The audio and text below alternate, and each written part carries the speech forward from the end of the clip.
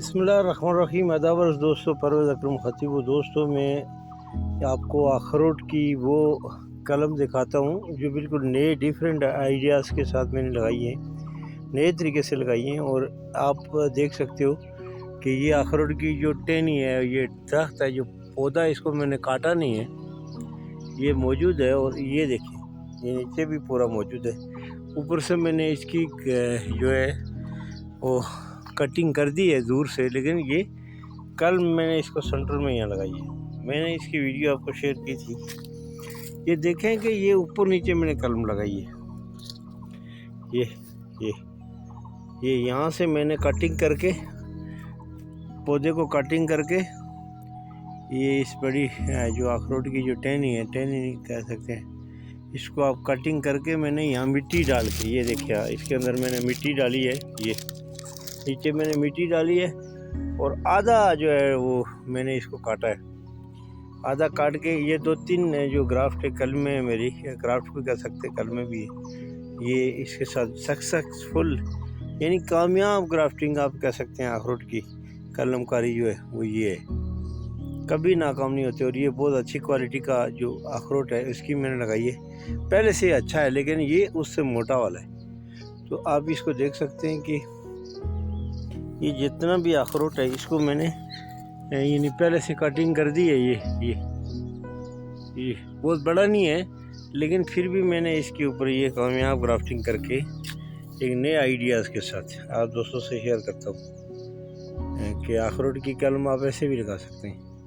तो इस तरह से जो कोई भी चीज़ें, मैं समझता हूँ कि बेशुमार यहाँ पे मैंने कलमकारी की हुई है। ये आप फूल देखें, आप हमारे कश्मीर के, ये फूल है। और इसके साथ ये आप छोटी सी ग्राफ्टिंग देखें, ये प्लम वगैरह, या आप कोई भी मतलब सूखी है, बहुत अच्छी बई दाने की मैंने कलम लगाई थी, आप दोस्तों से ये वीडियो भी शेयर की थी, लेकिन शुक्र अल्लाह अल्हम्दुलिल्लाह कि ये कामयाब है। आप देखें कि ये काला कोलू है, ये इसी साल के हैं। ये देखिए, ये कितनी है, इसके ऊपर मैंने कितनी कलमें लगाई हैं, ये सारी जो है इसी साल की हैं। ये सब काला कोलू है। और हमने इसको काला कोलू को यहाँ पे आम कर दिया, ताकि हमारे यहाँ चूँकि कॉन्सेप्ट था ये नई चीज़ें, इनमें हम लोग यानी वो कुछ करते हैं। इसके साथ साथ ये मेरी नई है, यानी ये जो चीज़ जिस चीज़ की है, इंजीर की है। दोस्तों, कोई भी ग्राफ्टिंग या कलम लगाते हैं आप, तो आपको ये बात ज़हन में रखनी है कि उसकी टहनी इतनी पावरफुल नहीं होती, कच्ची होती है।